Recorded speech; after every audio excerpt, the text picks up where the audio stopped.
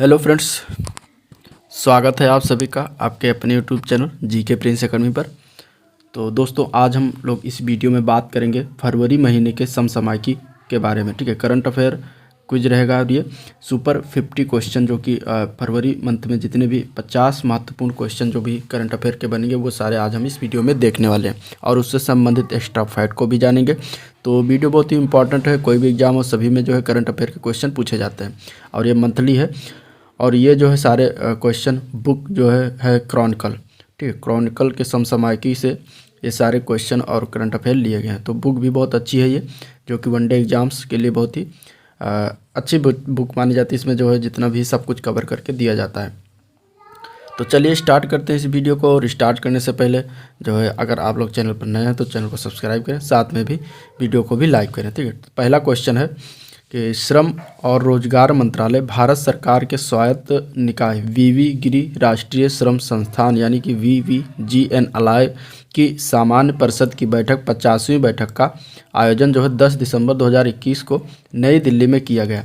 अब इसमें बताना है कि वीवी गिरी जो है राष्ट्रीय श्रम संस्थान ये कहाँ पर स्थित है। ठीक है, तो देखिए इसमें आपको इम्पोर्टेंट जो है वो है कि कहाँ पर 10 दिसंबर को बैठक हुआ, वो हुआ नई दिल्ली में। ठीक है, इसके बाद कौन सी बैठक थी, तो ये 50वीं बैठक थी इसकी। अब ये कहाँ पर स्थित है, तो ये जो है नोएडा में स्थित है। आंसर इसका ए पार्ट सही हो जाएगा, नोएडा। ठीक है, अब इसके बारे में कुछ फैक्ट की बात करें तो ये स्थापित कब किया गया था, तो ये 1974 में स्थापित किया गया था। और इससे पहले इसका नाम जो है 1995 तक था, इसका था राष्ट्रीय श्रम संस्थान। ठीक है, बाद में इसका नाम बदलकर पूर्व राष्ट्रपति वीवी गिरी के नाम पर कर दिया गया, जो देश के प्रसिद्ध ट्रेड यूनियन नेता और श्रमिक अध्ययन के अगुवा थे। वीवी गिरी राष्ट्रीय श्रम संस्थान जो है नोएडा के उत्तर प्रदेश के नोएडा में स्थित है। और ये अपनी स्थापना के बाद से जो है संस्थान ने संगठित और असंगठित दोनों क्षेत्रों में श्रम के विभिन्न पहलुओं से संबंधित जो है सभी लोगों तक पहुंचने के लिए अनुसंधान, प्रशिक्षण और प्रकाशन के माध्यम से जो प्रयास किया है। और केंद्रीय श्रम और रोजगार मंत्री सामान्य परिषद के अध्यक्ष के रूप में कार्य करते हैं। अब इसमें एक और इम्पॉर्टेंट बात है कि श्रम और रोजगार मंत्रालय जो है अधीन में है, तो ये इस समय जो मंत्री हैं उनका नाम है भूपेंद्र यादव। ठीक है, चलिए अगला क्वेश्चन देखते हैं। तो सूक्ष्म लघु और मध्यम उद्यम मंत्रालय के अनुसार खादी और ग्रामोद्योग आयोग ने कच्चे पश्मीना उनके प्रसंस्करण और बुनाई के लिए उत्तर प्रदेश के वाराणसी और गाजीपुर जिलों में 4 खादी संस्थानों को शामिल किया है। ठीक है, अब आगे हम देखते हैं कि इन बकरियों को आम तौर पर ग्रेटर लद्दाख के चांगथाकी क्षेत्र में किस खानाबदोश समुदाय द्वारा पाला जाता है। ठीक है, अब इसमें बहुत सारे इंपॉर्टेंट पॉइंट हैं जो कि एक ही क्वेश्चन के अंतर्गत ये रखा गया। और देखिए इसमें जो है आंसर पहले देख लेते हैं। तो ये जो खानाबदोश समुदाय है वो पाला जाता है, वो चांगपा समुदाय है, इनके द्वारा जो है इन बकरियों को पाला जाता है। विश्व में सूक्ष्म लघु मध्यम उद्यम मंत्रालय जो है खादी ग्रामोद्योग ने, पहले तो आपको यही जानना है कि कहाँ कहाँ पर स्टार्ट किया है। ठीक है, तो 4 खादी संस्थानों को शामिल किया है इसमें, और उसमें जो है वाराणसी और गाजीपुर। ठीक है, वाराणसी और गाजीपुर जो कि उत्तर प्रदेश में है, तो ये जो है इम्पॉर्टेंट है। ठीक है, अगला क्वेश्चन देखते हैं। तो राष्ट्रीय सांख्यिकी कार्यालय द्वारा हाल में आवधिक श्रम बल सर्वेक्षण PLFS त्रैमासिक बुलेटिन जनवरी मार्च 2021 के निष्कर्ष जारी किए गए। इस त्रैमासिक बुलेटिन के अनुसार जनवरी मार्च 2021 में शहरी क्षेत्र में 15 वर्ष और उससे अधिक आयु लोगों के लिए बेरोजगारी दर बढ़कर कितने % हो गई ये बताना है। ठीक है, तो देखिए ये जो है 9.3%। ठीक है, आंसर इसका ये पार्ट से हो जाएगा 9.3%। अब अगर हम इसके बात करें तो क्या है, तो इसके बारे में हम कुछ चीज़ें जान लेते हैं जो कि बहुत ही इंपॉर्टेंट है। राष्ट्रीय सांख्यिकी कार्यालय द्वारा जारी किया गया है, सबसे पहले यही इंपॉर्टेंट है। ठीक है, इसके बाद जनवरी मार्च 2021 में ये जारी किया गया था। और शहरी क्षेत्र के 15 वर्ष और उससे अधिक आयु के लोगों के लिए बेरोजगारी दर जो बढ़कर 9.3% हो गई है। ठीक है, अब इसमें हम जानेंगे तो महत्वपूर्ण तथ्य की बात करें तो वर्तमान में तिमाही बुलेटिन इस श्रृंखला में ये 10वां बुलेटिन था। ठीक है, और बेरोजगारी दर की बात करें तो यह श्रम बल में व्यक्तियों के बीच बेरोजगार व्यक्तियों का परसेंटेज होता है।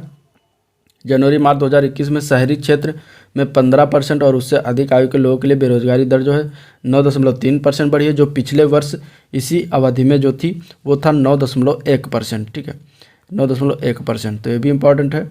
और अक्टूबर दिसंबर 2020 की बात करें तो उस समय जो था 10.3% था। तो कुछ ये आंकड़े हैं। इसके बाद अगर श्रम बल भागीदारी दर की बात करें तो ये क्या है, इसे जनसंख्या में जो है श्रम बल में व्यक्तियों यानी काम कर रहे या काम की तलाश या काम के लिए उपलब्ध के परसेंटेज के रूप में परिभाषित किया जाता है। ठीक है। बेरोजगारी दर पुरुषों की बात करें जनवरी मार्च 2021 में तो 8.6% रहा है। ठीक है, 8.6%। और बेरोजगारी दर महिलाओं में जो है 11.8% रहा है। इसके बाद अगर हम बात करते हैं श्रम बल भागीदारी दर की तो 47.5% रहा है। ठीक है। और श्रमिक जनसंख्या अनुपात जो रहा है वो है 43.1%। श्रमिक जनसंख्या अनुपात क्या होता है, तो WPR यानी कि श्रमिक जनसंख्या अनुपात को जनसंख्या में नियोजित व्यक्तियों के प्रतिशत के रूप में परिभाषित किया जाता है। ठीक है, तो ये होता है। तो इस तरीके से ये कुछ आंकड़े हैं जो आपको जानना जरूरी है। अगला क्वेश्चन देखते हैं। तो दिसंबर 2021 में किसने राजनीतिक में महिलाओं के लिए अखिल भारतीय क्षमता निर्माण सी इज अ चेंज मेकर की शुरुआत किया है। ठीक है, ये बताना है कि दिसंबर 2021 में किसने राजनीति में महिलाओं के लिए अखिल भारतीय क्षमता निर्माण कार्यक्रम जो है सी इज अ चेंज मेकर की शुरुआत किया गया है। अब इसमें ऑप्शन दिए गए हैं और उस ऑप्शन के अनुसार जो है बताना है। ठीक है, तो देखिए ऑप्शन में है केंद्रीय संसदीय कार्य मंत्रालय, केंद्रीय पंचायती राज मंत्रालय, इसके बाद राष्ट्रीय महिला आयोग और नीति आयोग। तो इसका आंसर जो हो जाएगा वो सी पार्ट, राष्ट्रीय महिला आयोग ने ये जो है कार्यक्रम की शुरुआत की है सी इज अ चेंज मेकर। ठीक है, अब इस कार्यक्रम के बारे में जान लेते हैं। सी इज अ चेंज मेकर जो है कार्यक्रम राष्ट्रीय महिला आयोग ने 7 दिसंबर 2021 को जो है ये जारी किया है। 2021 को ये जो है शुरुआत किया गया है और इसमें जो है महिलाओं का अखिल भारतीय क्षमता निर्माण कार्यक्रम होता है। ठीक है, इसमें जो है उद्देश्य इसका क्या है, तो जमीनी स्तर की महिला राजनेताओं के नेतृत्व कौशल में सुधार करना इसका मेन उद्देश्य है। ठीक है, महत्वपूर्ण तथ्य की बात करें तो कार्यक्रम का शुभारंभ जो है राष्ट्रीय महिला आयोग की अध्यक्ष कौन है इस समय, वर्तमान में रेखा शर्मा, तो उन्होंने किया। ठीक है, रेखा शर्मा जो है राष्ट्रीय महिला आयोग की अध्यक्ष हैं और इन्होंने कार्यक्रम का शुभारंभ किया। क्षमता निर्माण कार्यक्रम क्षेत्रवार प्रशिक्षण संस्थानों के सहयोग में ये किया जाएगा, जिसका उद्देश्य महिला राजनेताओं की क्षमता निर्माण करना और उनके निर्णय लेने और उनके संवाद संबंधी कौशल यानी कि भाषण या लेखन आदि में सुधार करना भी इसका मेन उद्देश्य है। तो इस तरीके से आंसर इसका सी पार्ट सही हो जाएगा। अगला है प्रधानमंत्री नरेंद्र मोदी ने हाल ही में उत्तर प्रदेश के किस स्थान पर सरयू नहर राष्ट्रीय परियोजना का उद्घाटन किया। इंपॉर्टेंट है ये क्वेश्चन जो है। तो देखिए प्रधानमंत्री नरेंद्र मोदी ने सरयू नहर राष्ट्रीय परियोजना का जो है उद्घाटन किया है वो बलरामपुर जिले में किया है। आंसर इसका जो है बी पार्ट से हो जाएगा बलरामपुर। ठीक है, सरयू नहर राष्ट्रीय परियोजना का उद्घाटन जो है 11 दिसंबर 2021 को प्रधानमंत्री नरेंद्र मोदी द्वारा बलरामपुर जिले में जो है इसका उद्घाटन किया गया। और ये जो है सरयू नहर राष्ट्रीय परियोजना को कुल 9,800 करोड़ रुपए जो है की अधिक लागत से इसे तैयार किया गया है। ठीक है, और इसमें जो है पिछले 4 वर्षों में 4,600 करोड़ रुपए से अधिक का प्रावधान किया गया था। इसके बाद इस परियोजना के क्षेत्र में जल संसाधनों का इष्टतम उपयोग सुनिश्चित करने के लिए 5 नदियों इसमें जोड़ी जा रही। घाघरा, सरयू, राप्ती, बाणगंगा और 5वीं नदी है रोहिणी नदी। ठीक है, तो ये 5 नदियां जो हैं इसको आपस में जोड़ने का भी इसमें प्रावधान किया गया है। तो ये इंपॉर्टेंट है फैक्ट के तौर पर, क्योंकि ये पूछा जा सकता है कि जो 5 नदियां उनमें नाम क्या है, इनमें से कौन सी जोड़ी गई हैं। ठीक है, या फिर नहीं जोड़ी गई। घाघरा, सरयू, राप्ती, बाणगंगा और रोहिणी जो 5 नदियों को जोड़ के सरयू नहर राष्ट्रीय परियोजना का जो है प्रावधान है। अब इस परियोजना से 14 लाख हेक्टेयर के अधिक खेतों की सिंचाई होगी। 14 लाख हेक्टेयर है, ठीक है, से अधिक खेतों की सिंचाई होगी और इसमें जो है पानी की उपलब्धता भी सुनिश्चित कराई जाएगी। और 6,200 से अधिक गाँव के लगभग 29 लाख किसानों को जो है इस परियोजना से लाभ मिलेगा। ठीक है, सरयू नहर राष्ट्रीय परियोजना को पूर्वी उत्तर प्रदेश के 9 जिले से जो है 9 जिले इस परियोजना से लाभान्वित होंगे। अब उन 9 जिलों की बात करें तो बहराइच है, बलरामपुर है। ठीक है, बहराइच, बलरामपुर, श्रावस्ती, गोंडा, सिद्धार्थनगर, बस्ती, संत कबीर नगर, गोरखपुर और महाराजगंज, इतने 9 जिले जो हैं ये इस परियोजना से लाभान्वित होंगे। अगला क्वेश्चन देखते हैं। साइबर दुनिया में महिलाओं की सुरक्षा सुनिश्चित करने के लिए हाल ही में वी थिंक डिजिटल कार्यक्रम के तहत ऑनलाइन उत्पीड़न पीछा करना, वित्तीय धोखाधड़ी जैसे साइबर सुरक्षा से संबंधित मुद्दों पर संकटग्रस्त महिलाओं की मदद के लिए ऑनलाइन संसाधन केंद्र शुरू किया गया है। तो ये किस आयोग या किस मंत्रालय द्वारा शुरुआत किया गया है ये बताना है, ठीक है। तो देखिए इसकी शुरुआत जो किया गया है वो राष्ट्रीय महिला आयोग द्वारा ही किया गया है, ठीक है। आंसर इसका जो हो जाएगा वो होगा डी पार्ट, राष्ट्रीय महिला आयोग। नीति आयोग ने भारतीय इंटरप्राइजेज के परोपकारी शाखा भारतीय फाउंडेशन के साथ साझेदारी में कॉन्वोक 2021-22 की शुरुआत की। इसका उद्देश्य क्या है ये बताना है, ठीक है। तो ये आपको याद रखना है, कॉन्वेक 2021-22 नीति आयोग ने भारतीय इंटरप्राइजेस के परोपकारी शाखा जो भारतीय फाउंडेशन के साथ साझेदारी में शुरुआत किया है। तो दोनों चीज़ें आपको याद रखनी है, ठीक है। तो इसका आंसर जो हो जाएगा वो होगा डी पार्ट, ठीक है। भारत में शिक्षा गुणवत्ता को मजबूत करना, डी पार्ट इसका आंसर। इसका मेन उद्देश्य क्या है? भारत में शिक्षा गुणवत्ता को मजबूत करना है। कुछ बातें और इसके बारे में जान लेते हैं, कॉन्वोक जो है कॉन्वोक 2021-22 के बारे में। अब ये जो है 10 दिसंबर 2021 को नीति आयोग ने जो है भारतीय इंटरप्राइजेज के जो परोपकारी शाखा है भारतीय फाउंडेशन के साथ जो है ये स्टार्ट किया है। और ये कॉन्वोक एक राष्ट्रीय शोध संगोष्ठी है जिसका उद्देश्य भारत भर के सभी शिक्षकों और शिक्षाविदों, स्कूलों के प्रमुखों पर विशेष ध्यान देने के साथ शिक्षा प्रदान करने तथा इसकी गुणवत्ता को मजबूत करने में आने वाली चुनौतियों का समाधान करना है, ठीक है। आविष्ट किए गए शोध पत्र जनवरी 2022 में निर्धारित राष्ट्रीय अनुसंधान संगोष्ठी के दौरान जो है प्रस्तुत किए जाएंगे। केंद्रीय आवास और शहरी मामलों के मंत्रालय ने स्वच्छ भारत मिशन शहरी 2.0 के समग्र दायरे के तहत भारत में अपशिष्ट प्रबंधन को क्षेत्र को सुदृढ़ करने के लिए किसके साथ समझौता ज्ञापन पर हस्ताक्षर किया है, ठीक है। तो इसका आंसर हो जाएगा यूएनडीपी इंडिया के साथ जो है समझौता ज्ञापन पर हस्ताक्षर किया गया है। आंसर इसका ए पार्ट से ही हो जाएगा, यूएनडीपी इंडिया। नेक्स्ट क्वेश्चन देखते हैं, लद्दाख में उमलिंगला दर्रे पर दुनिया की सबसे ऊंची मोटर योग्य सड़क निर्माण के लिए सीमा सड़क संगठन ने गिनीज वर्ल्ड रिकॉर्ड प्रमाण पत्र प्राप्त किया है। यह सड़क की ऊंचाई कितनी है यह बताना है, ठीक है।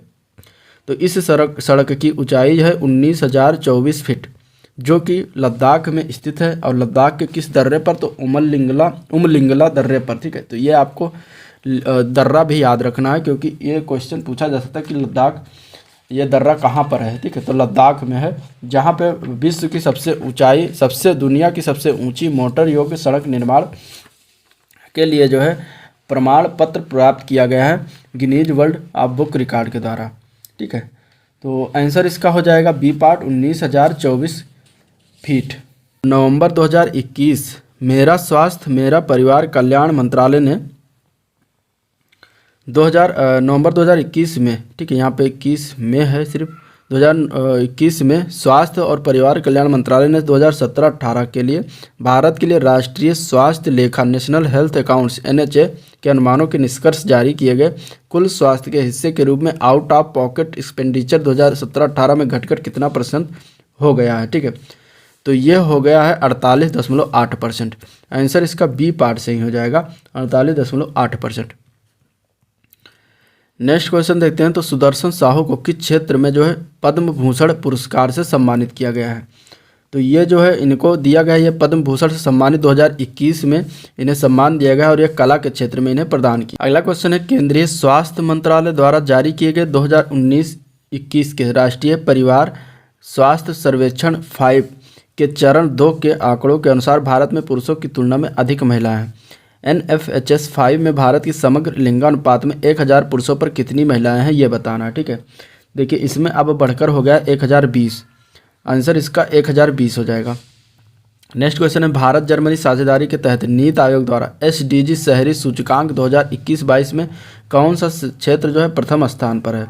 तो वो आया है शिमला, ठीक है। आंसर इसका डी पार्ट से हो जाएगा, शिमला जो है वो प्रथम स्थान पर आया SDG शहरी सूचकांक 2021-22 में, ठीक है।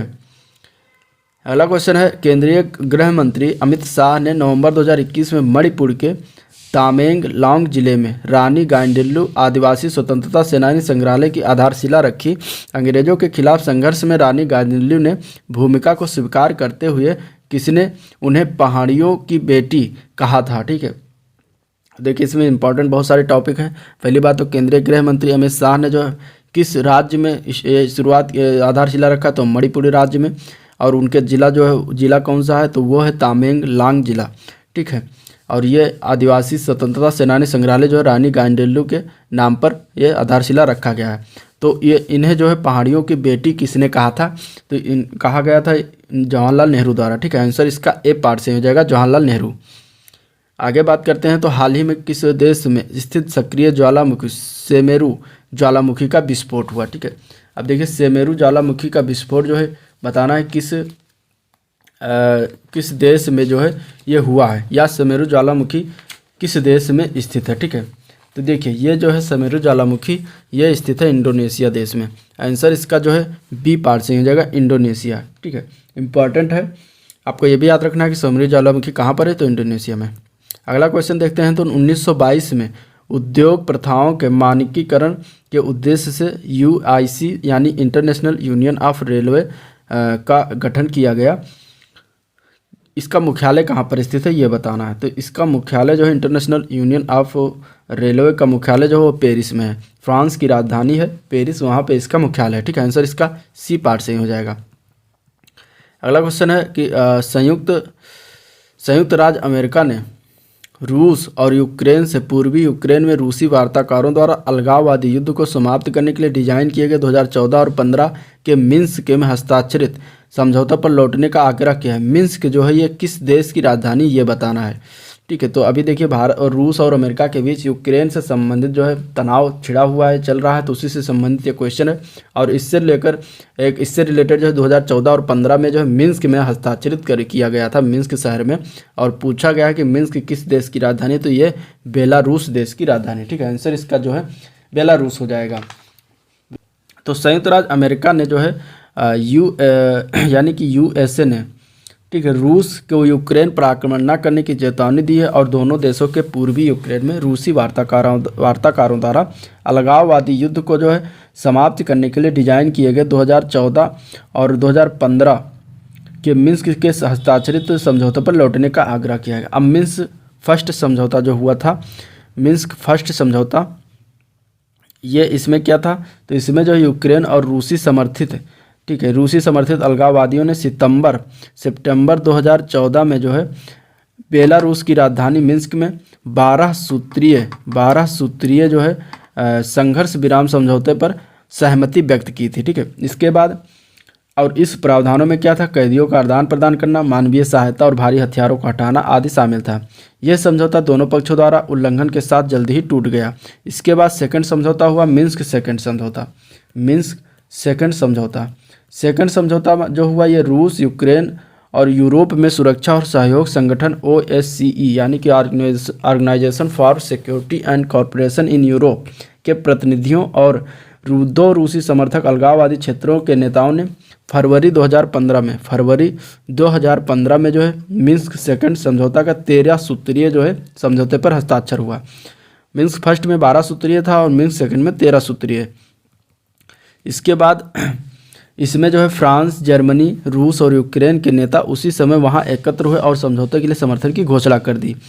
इस समझौते ने सैन्य और राजनीतिक पहलों की एक श्रृंखला निर्धारित की जो अभी तक लागू नहीं हुई, ठीक है। तो ये इस तरीके से इसको जानना जरूरी है। चलिए अगला क्वेश्चन देखते हैं। तो किस देश के वैज्ञानिक फरहाना सुल्ताना ने अस्थायी माहवारी स्वच्छता के लिए जूट सेलुलोज का उपयोग करके जो है सैनिटरी पैड बनाने की सफलतापूर्वक एक मशीन का जो है निर्माण किया है?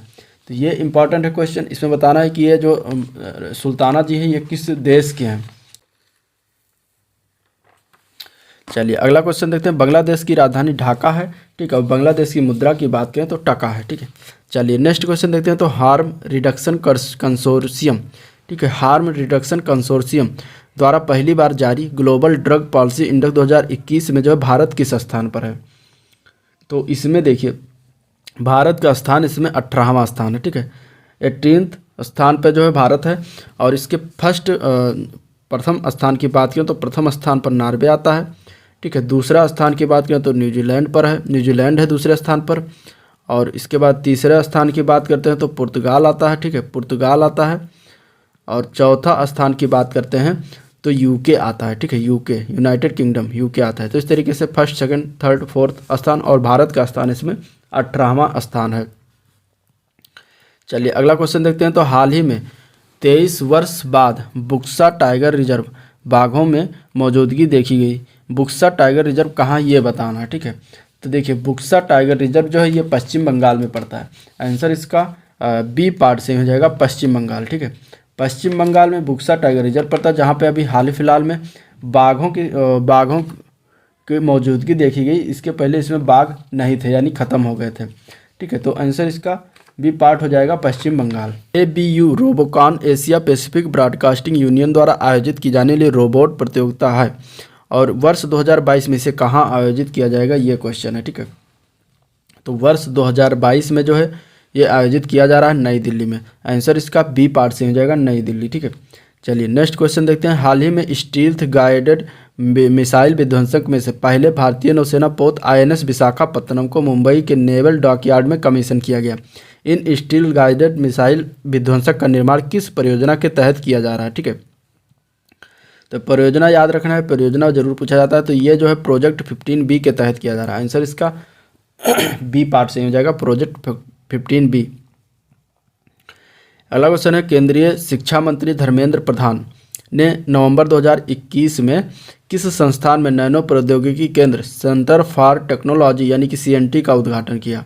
तो ये किया है IIT गुवाहाटी में। आंसर इसका ए पार्ट से हो जाएगा, IIT गुवाहाटी, ठीक है। अगला क्वेश्चन है। किस राज्य ने हाल ही में महिलाओं और बच्चों के लिए बच्चों और पर्यटकों के खिलाफ जो है अपराध से निपटने के लिए पुलिस की पिंक फोर्स शुरुआत किया है। तो ये शुरुआत किया गया है गोवा सरकार द्वारा। आंसर इसका बी पार्ट से हो जाएगा, गोवा सरकार, ठीक है। अगला क्वेश्चन देखते हैं। तो किस राज्य की सरकार ने शिक्षा की गुणवत्ता में सुधार और शिक्षण अधिगम की प्रक्रिया है अधिक जवाबदेह बनाने के लिए राज्य भर के स्कूलों का आकलन करने के लिए मिशन गुणोत्सव शुरू किया है। तो यह शुरुआत किया गया है असम द्वारा, ठीक है। आंसर इसका बी पार्ट से हो जाएगा, असम, ठीक है। असम सरकार ने जो है ये मिशन गुणोत्सव शुरुआत किया है,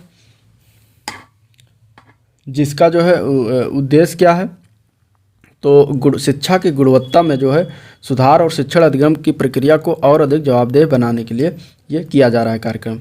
अगला क्वेश्चन है। मध्य प्रदेश सरकार ने दिसंबर 2021 में किन 2 शहरों में एक पुलिस आयुक्त प्रणाली यानी कि पुलिस कमिश्नरेट सिस्टम लागू किया है। तो ये है भोपाल और इंदौर, ठीक है। इसका ए पार्ट से हो जाएगा, भोपाल और इंदौर शहर में जो है पुलिस आयुक्त प्रणाली सिस्टम लागू किया गया मध्य प्रदेश सरकार द्वारा। नेक्स्ट क्वेश्चन है। हाल ही में किस राज्य सरकार द्वारा खाद्यान्न उपलब्ध कराने के लिए महत्वाकांक्षी योजना जो है दुआरे राशन योजना शुरुआत किया गया है। तो दुआरे राशन योजना जो है शुरुआत किया गया है वो है पश्चिम बंगाल, ठीक है। आंसर इसका ए पार्ट से हो जाएगा, पश्चिम बंगाल। अब इसके बाद और कुछ इंपॉर्टेंट राज्यों से संबंधित फैक्ट हैं जो जान लेते हैं। ओडिशा के मुख्यमंत्री जो है नवीन पटनायक ने 9 दिसंबर को गंजम जिले के गोपालपुर में तकनीकी अमोनियम नाइट्रेट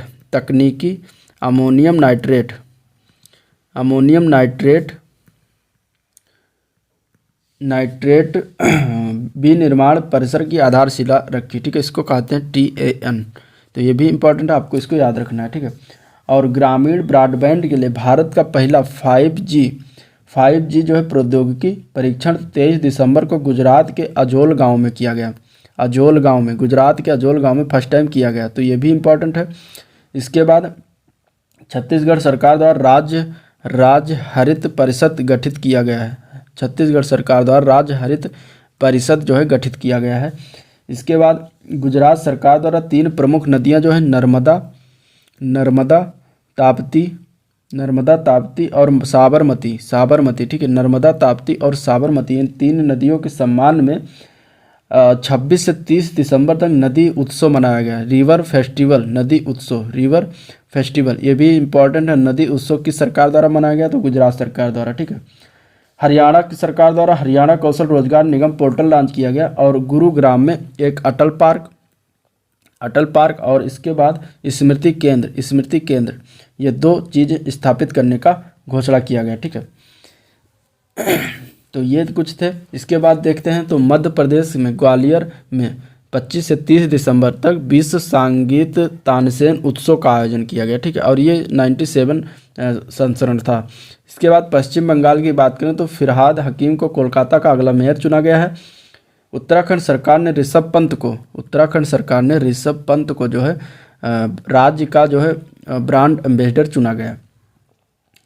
इसके बाद तमिलनाडु सरकार में इनियोर कप्पोन शुरू की है। इनियोर कप्पोन जो है ये मुफ्त चिकित्सा उपचार प्रदान करने के लिए एक प्रमुख पहल है, जिसका नाम रखा गया इनिवर। ठीक है,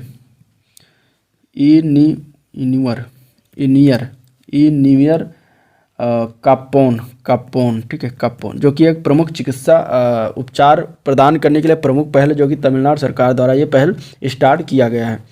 इसके बाद उत्तराखंड के देहरादून और नैनीताल में, ठीक है, 7 दिसंबर को पेयजल आपूर्ति और स्वच्छता सेवाओं का पहुंच में सुधार के लिए $125 मिलियन के ऋण पर हस्ताक्षर किया गया है एशियाई विकास बैंक के साथ। ठीक है, एशियाई विकास बैंक के साथ यानी कि ADB के साथ उत्तराखंड सरकार द्वारा ये हस्ताक्षर किया गया है। ठीक है, दिल्ली पुलिस ने युवाओं को प्रशिक्षित करने और समाज के कमजोर वर्गों से स्कूल छोड़ने वाले कौशल प्रशिक्षण संस्थान प्रदान करने में मदद करने के लिए ई-लर्निंग प्लेटफॉर्म उन्नति जो है लॉन्च किया गया है। यह किसके द्वारा लॉन्च किया गया? दिल्ली सरकार द्वारा। ठीक है, चलिए अब अगला क्वेश्चन देखते हैं। स्पेन के हुएलेवा में आयोजित बैडमिंटन BWF विश्व चैंपियनशिप जो है चैंपियनशिप 2021 में पुरुष एकल में किस भारतीय पुरुष खिलाड़ी ने ऐतिहासिक रजत पदक जीता है? तो उनका नाम है किदाम्बी श्रीकांत। ठीक है, आंसर इसका जो हो जाएगा वो बी पार्ट से हो जाएगा, किदाम्बी श्रीकांत। ठीक, इंडियन प्रीमियर लीग 2022 में अपनी शुरुआत करने जा रही लखनऊ फ्रेंचाइजी के मुख्य कोच के रूप में किसे नियुक्त किया गया है?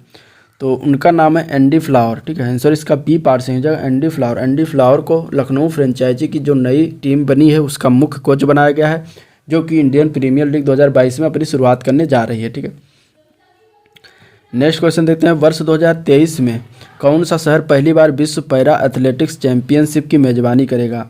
तो उस शहर का नाम है पेरिस। ठीक है, आंसर इसका ए पार्ट से हो जाएगा, पेरिस, जो कि फ्रांस की राजधानी है और ये 2023 में पहली बार विश्व पैरा एथलेटिक्स चैंपियनशिप का मेजबानी करने वाला है। अगला क्वेश्चन देखते हैं। तो हाल में कौन मलेशियाई ओपन चैंपियनशिप जीतने वाले पहले भारतीय स्क्वैश खिलाड़ी बन गए हैं? तो उनका नाम है सौरभ घोषाल। ठीक है, सौरभ घोषाल जो है पहले भारतीय स्क्वैश खिलाड़ी बन गए हैं, जो कि मलेशियाई ओपन चैंपियनशिप जीती है। अगला प्रश्न देखते हैं। दिसंबर 2021 में किस पूर्व विश्व नंबर 1 टेनिस खिलाड़ी को फ्रेंच ओपन टूर्नामेंट का नया निदेशक नामित किया गया है? तो उनका नाम है एमिली मौरेस्मो। ठीक है, ए पार्ट से हो जाएगा, एमिली मौरेस्मो को विश्व नंबर 1 टेनिस प्लेयर हैं, जो कि जिन्हें फ्रेंच ओपन टूर्नामेंट का नया निदेशक नामित किया गया है। नेक्स्ट क्वेश्चन है। भारत में T20 घरेलू tournament cricket tournament Syed Mushtaq Ali trophy 2021-22 का खिताब किस टीम के द्वारा जीता गया? ठीक है, तो यह जीता गया तमिलनाडु टीम के द्वारा। आंसर इसका जो हो जाएगा वो बी पार्ट से हो जाएगा, सैयद मुश्ताक ट्रॉफी किसने जीता है? तो तमिलनाडु टीम ने जीता है। ठीक है, उत्तराखंड की शीतल को किस श्रेणी में तेंजिंग नोर्गे राष्ट्रीय साहसिक पुरस्कार 2020 से सम्मानित किया गया है? तो यह जो सम्मानित किया गया है शीतल को, वो भूमि साहस के क्षेत्र में से सम्मानित किया गया राष्ट्रीय साहसिक पुरस्कार 2020 से। तो भूमि साहस की श्रेणी में उत्तराखंड की शीतल को जो है सम्मानित किया गया है। अगला क्वेश्चन है। किस भारतीय टेनिस खिलाड़ी ने पेशेवर खिलाड़ी बनने के 12 साल बाद अपना पहला चैलेंज स्तर का एकल खिताब ATP 80 मनामा जो है टूर्नामेंट जीता? तो ये जीता है रामकुमार रामनाथन। आंसर इसका बी पार्ट से है, रामकुमार रामनाथन ने 12 साल बाद अपना पहला चैलेंज स्तर का एकल खिताब ATP 80 मनामा टूर्नामेंट जीत लिया। भारत के राष्ट्रपति रामनाथ कोविंद द्वारा इस वर्ष 12 खिलाड़ियों को मेजर ध्यानचंद खेल रत्न पुरस्कार से सम्मानित किया गया। इस वर्ष के मेजर ध्यानचंद खेल रत्न पुरस्कार से सम्मानित प्रमोद भगत किस खेल से संबंधित हैं, ये बताना है। तो प्रमोद भगत जो है ये पैरा बैडमिंटन से संबंधित है। ठीक है, आंसर इसका ए पार्ट से हो जाएगा, पैरा बैडमिंटन। ठीक है, चलिए नेक्स्ट क्वेश्चन है। भारत के किस पूर्व मुख्य चुनाव आयुक्त को जो है international institute for democracy and electoral assistance international IDEA के सलाहकार बोर्ड के रूप में नियुक्त किया गया है, ये बताना है। तो देखिए इनका नाम है सुनील अरोड़ा। ठीक है, सुनील अरोड़ा को जो है ये पूर्व मुख्य चुनाव आयुक्त थे और इनको जो है international institute for democracy and electoral assistance के सलाहकार बोर्ड के रूप में शामिल किया गया। ठीक है, इस संस्थान को 15 सदस्यीय सलाहकार बोर्ड द्वारा सहायता प्रदान की जाती है और जिनमें विभिन्न प्रकार की पृष्ठभूमि से आए प्रतिष्ठित व्यक्ति का विशेषज्ञ शामिल है। ठीक है, ये जो है 1995 में स्थापित किया गया था बोर्ड, ये IDEA। ठीक है, और इसमें जो कहाँ स्टॉकहोम स्वीडन में स्थित एक अंतर्राष्ट्रीय अंतर सरकारी संगठन है जिसका मिशन जो दुनिया भर में स्थायी लोकतंत्र समर्थन करना है। तो इस तरीके से इसमें जो है अभी तक टोटल 34 सदस्य देश शामिल हैं IDEA में, और जिनमें सभी महाद्वीपों के बड़े और छोटे पुराने नए लोकतंत्र भी शामिल किए गए हैं। भारत जो है IDEA के संस्थापक सदस्यों में से एक रहा है।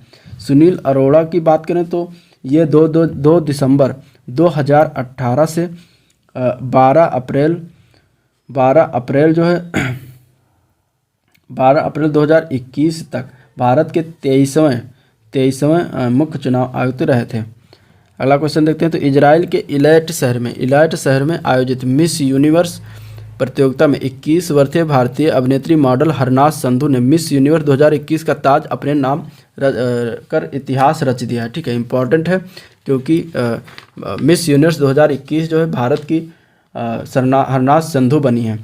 ठीक है, अब इसमें जो है क्वेश्चन क्या, पहली बार किस भारतीय अभिनेत्री ने मिस यूनिवर्स का खिताब अपने नाम किया था, ये बताना है। ठीक है, तो देखिए जो पहली बार मिस यूनिवर्स बनी थी उनका नाम था सुष्मिता सेन। ठीक है, इसके बाद इसमें कुछ पॉइंट जान लेते हैं। तो भारत की हरनाज संधू जो है मिस यूनिवर्स 2021 बनी है और ये 21 वर्षीय हैं।